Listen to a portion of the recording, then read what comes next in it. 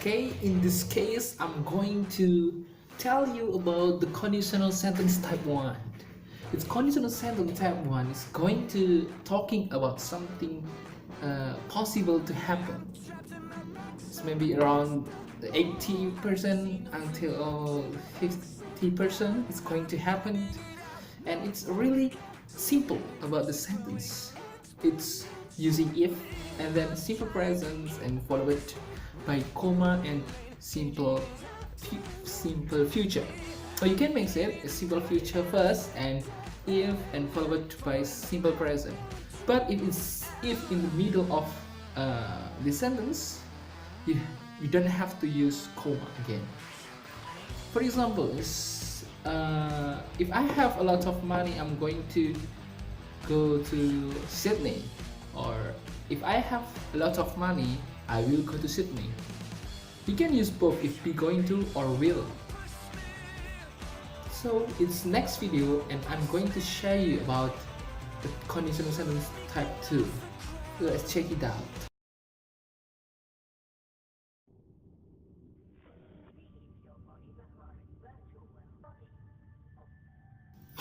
Okay, in this grade that I am going to share you about conditional sentence type 2, let's get started, shall we? It's the skinny fat style, yeah.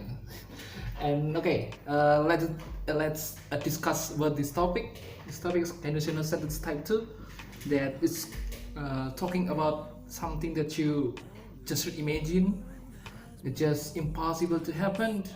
Maybe it's going to be happen, but less than 50%, I mean, maybe something like that. But just the main point is it's just imaginary.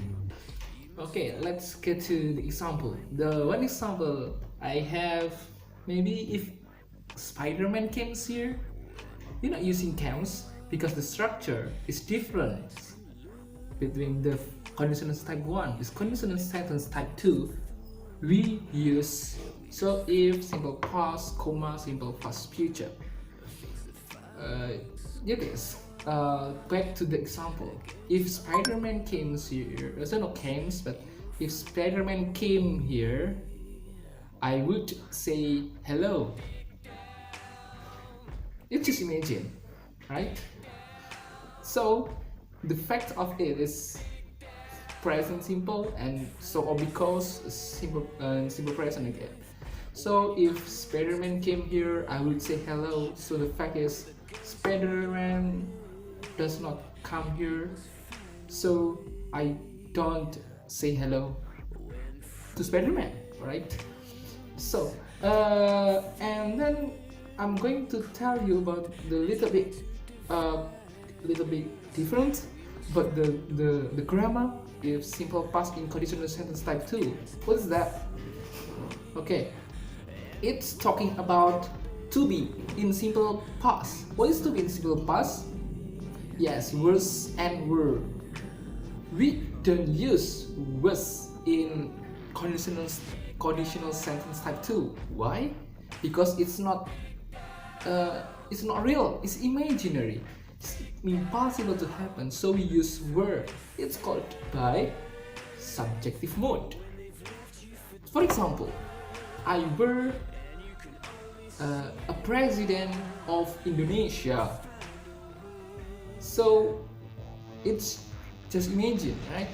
So I were president of Indonesia, I would be happy. That's great. If I were president in Indonesia, I would be happy. It's just something I imagine. Maybe it's just for me. I hope that you can understand what I said here, because I'm trying to do this duty for Miss Dian. So I apologize if I have made a mistake about it. Thank you very much.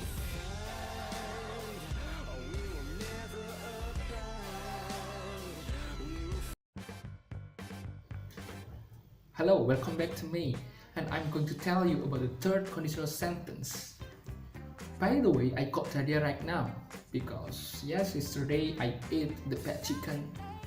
So if I had not eaten that pet chicken, I would not have got diarrhea.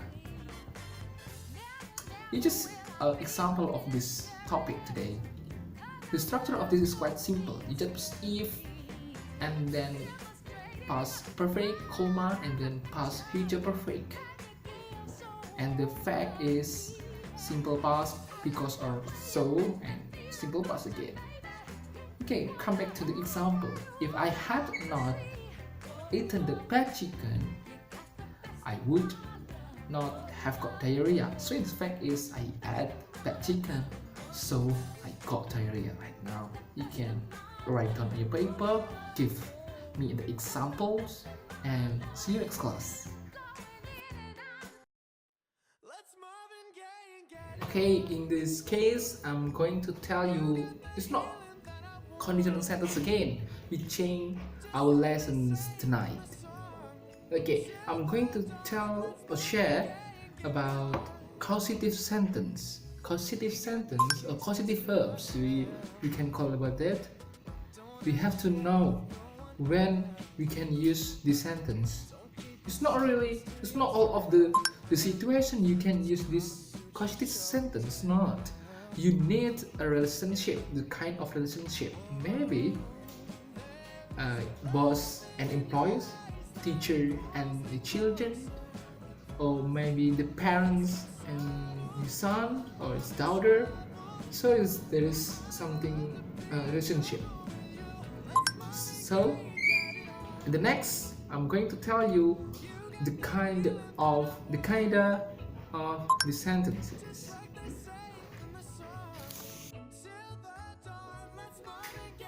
Okay, let's have a look at the sample about the causative verbs. I will tell you just 3 parts. I make the 3 parts. The verbs, the causative verbs. The first is the causative verbs have and get. The structure is subject, have, get, and then object and past participle. So let's have a look at this the example. She had the kitchen redecorated. She had the kitchen redecorated. I'm getting the car fixed. So it's talking about something done, something finished, something fixed. That you don't have to know about how make it happen. It's something done, right? It's about the have and get causative verbs. And then have a look at the causative verbs about get, but it's different. It's the structure is subject, get, object, and to infinitive. It's talking about a pursuit that you may be talking about someone and you pursued them and to give you some money, something like that. Okay, like a look about the example. I got Tom to lend me some money. I got Tom to lend me some money. So maybe it's this case I talk with John that I need some money, that maybe I have a problem, something like that, and then John think that because how pity I am, so John lends me some money. So I can use that. I got Tom to lend me some money. Use pursuit, something like that. Okay, have like a look the last causative verbs. It's talking about make and let. Causative verbs, the last is make and let. It's different structure also, but it's a little bit. Okay, it's subject, make, or let, and then object is for one. We call it for one or pair infinitive. Infinitive dot to. Okay. For example, ma'am, my mother made me eat my vegetables. You can use make or made, is depending on the situation about it. Or maybe my parents don't let me eat junk food. My parents don't let me eat junk food. So what's the difference between make or let? Make just force. You force someone, right? You force it. Maybe I don't like I don't like my sister. I don't like my sister because my sister is very fussy. I don't like her, so I force her to do something. Like something like that. Maybe it's not really cool, huh? Okay. But let it's just a permission. Permission. I let my friends wash. I let my friends wash my clothes. Why? Maybe I have a problem outside there that I have to go there, so I let my friends to wash my. No, sorry. I let my friends wash my clothes. So it's something about causative verbs that you maybe you can use it very well and about these causative verbs. And don't forget to write your own example in the comments. Okay.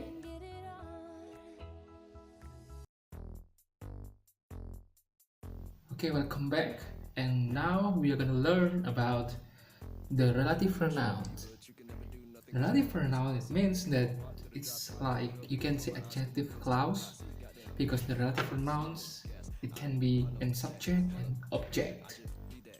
I'll give you this in subject. With subject, there are three conjunctions in the relative pronouns.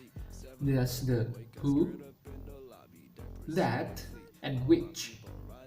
Okay, and the second relative pronoun is the object. You can use whom, which, and that. And then we use the place or the time, something that we can use in adjective clause. Use where, when. Okay, I'll give you the example. Give the two sentences. I meet a man. He is my teacher. So that the adjective clause is being I met a man who is my teacher. So there is a man and he, right? He, it means man in the first sentence. So we caught this he and then we put who because he is position a subject, right? So we use he.